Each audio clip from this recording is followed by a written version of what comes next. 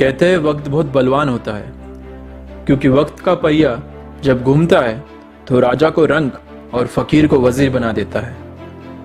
ऐसा ही एक किस्सा एक टांगे वाले का भी है। वक्त ने जब करवट ली तो वो मुकद्दर का सिकंदर बन गया और उसकी जिंदगी लोगों के लिए बन गई एक मिसाल। ये दास्तां उन दिनों की है जब भारत अंग्रेजों की गुलामी से आजाद हुआ था। दिल्ली के रेलवे स्टेशन पर टांगा चलाकर 2 आने कमाने वाला ये शख्स आज अरबों का मालिक है। हैरान करने वाली कामयाबी की ये कहानी देश के मशहूर उद्योगपति महाशय धर्मपाल गुलाटी जी की है। ये कहानी शुरू होती है सियालकोट से, जो 1947 के पहले भारत का हिस्सा था और अब पाकिस्तान का हिस्सा है। 1919 में चुन्नीलाल गुलाटी जी ने एक छोटी सी दुकान से अपने मसालों के उद्योग की शुरुआत की, जिसका नाम उन्होंने महाशयादी हट्टी रखा। उन दिनों ज़्यादातर लोग रसोई में इस्तेमाल होने वाले मसाले अपने घर में ही बना लेते थे, जिसके चलते उनकी दुकान से मसालों की कुछ खास बिक्री नहीं हो रही थी।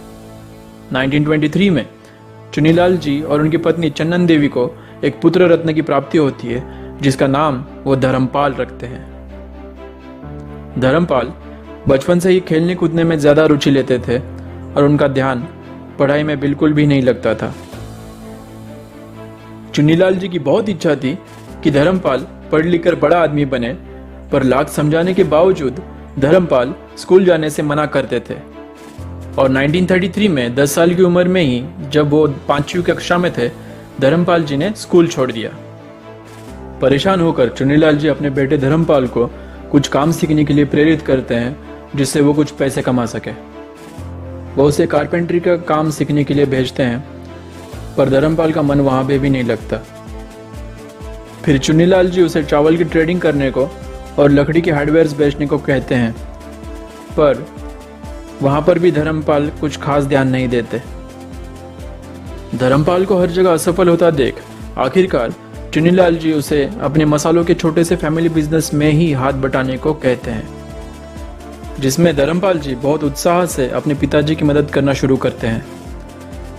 धीरे धीरे सियालकोट के उनकी मसालों की शॉप बहुत अच्छी चलने लगती है और कुछ ही सालों में वो अपने बिजनेस को एक्सपांड करते हुए लाहौर में, शेखापुर में, ननकाना साहिब में, लियालपुर में, जो आज की डेट में फैसलाबाद के नाम से भी जाना जाता है, और मुल्तान में 5 नए दुकानों को शुरू करते हैं। गुलामी के उस दौर में अंग्रेजों ने स्वदेशी प्रोडक्ट्स पर हैवी टैक्सेस लगाए थे, जिसके चलते स्वदेशी प्रोडक्ट्स बहुत महंगे मिलते थे।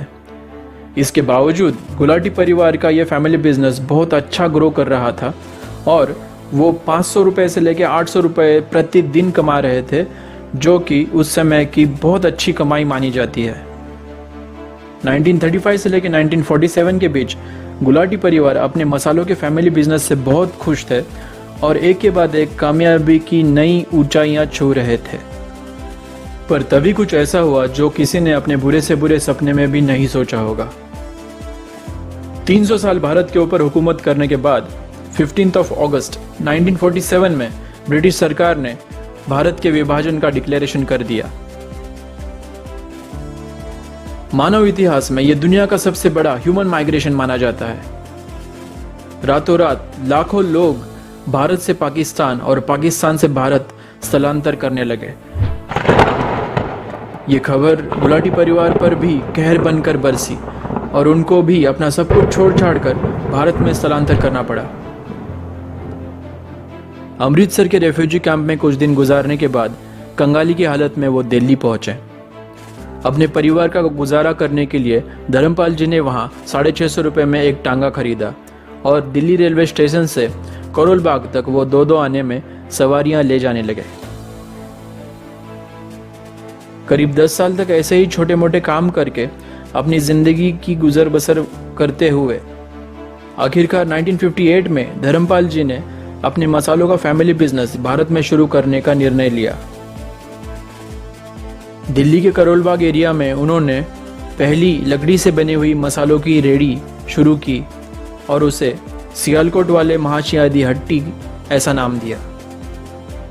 अपनी दुकान की लोकप्रियता बढ़ाने के लिए धर्मपाल जी ने लोकल न्यूज़पेपर्स में एडवर्टाइजमेंट्स देना शुरू किया, जिसका उन्हें बहुत फ़ायदा हुआ। एक साल के अंदर ही धर्मपाल जी ने अपने इनोवेटिव बिजनेस स्ट्रैटेजीज से चांदनी चौक में एक दूसरी दुकान खोली और दिल्ली के कीर्तिनगर इलाके में ज़मीन खरीदकर एक मसालों का मैन्युफैक्चरिंग प्लांट खड़ा किया। उन दिनों भारत में सभी होममेड स्पाइसेस यूज करते थे। वो धर्मपाल जी ही थे जिन्होंने इंडियन मार्केट में रेडी टू यूज स्पाइसेस का कंसेप्ट को जन्म दिया। 1965 में धर्मपाल जी ने महाशादी हट्टी को कंपनी रजिस्ट्रेशन एक्ट के अंतर्गत MDH के नाम से रजिस्टर किया और उसके बाद उन्होंने कभी पीछे मुड़कर नहीं देखा।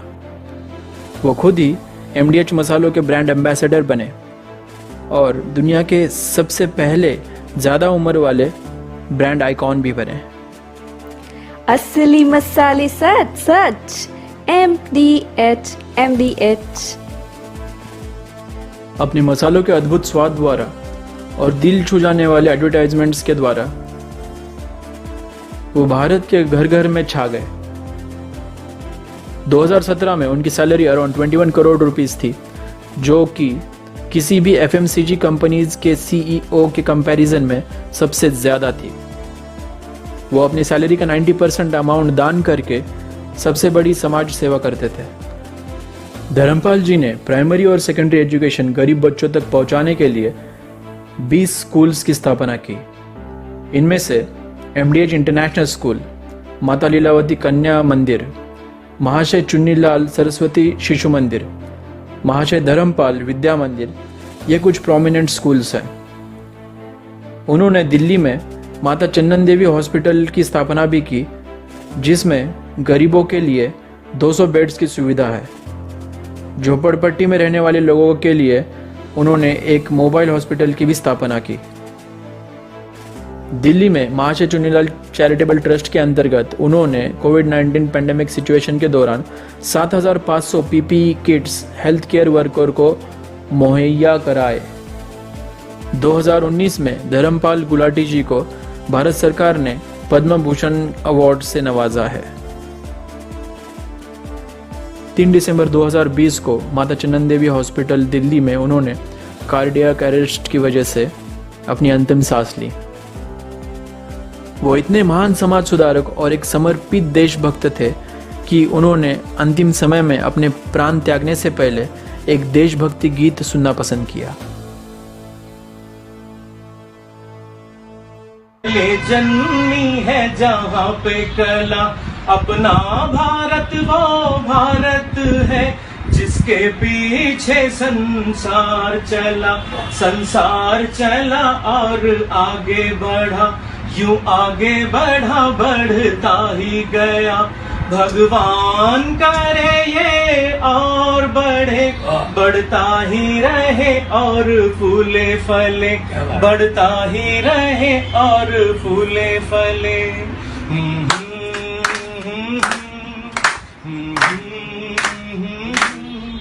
है प्रीत जहाँ की रीत सदा, है प्रीत जहाँ की रीत सदा, मैं गीत वहाँ के गाता हूँ। भारत का रहने वाला हूँ, भारत की बात सुनाता हूँ। ओ हो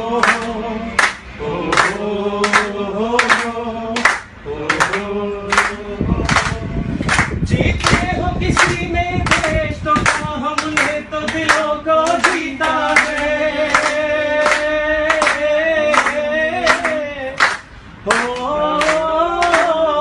जहाँ राम अभी तक है नर में, नारी में अभी तक सीता है।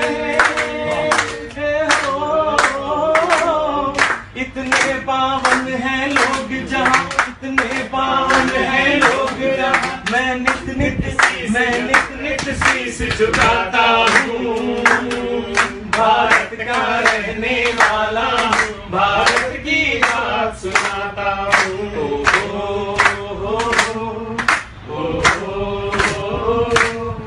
इतनी ममता नदियों को भी जहाँ माता कह के बुलाते हैं।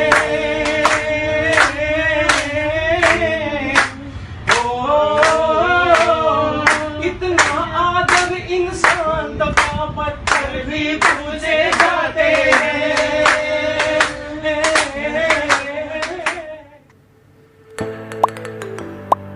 अगर इस वीडियो ने आपके नॉलेज में थोड़ा सा भी वैल्यू एडिशन किया है तो please click the like button. Comment करके बताओ कि वीडियो का कौन सा पार्ट आपको अच्छा लगा and express your opinion about this topic in the comment section. Share करिए इस वीडियो को ऑन व्हाट्सएप उन सभी लोगों के साथ जो अपनी लाइफ को बहुत लिमिटिंग बिलीफ के साथ जी रहे हैं। अगर आपने अभी तक सब्सक्राइब नहीं किया है तो please click the subscribe button and hit the bell icon to get the notifications of all the upcoming videos. और सबसे important, thank you very much for watching. मिलते हैं नेक्स्ट वीडियो में। Until then, watch your Karma.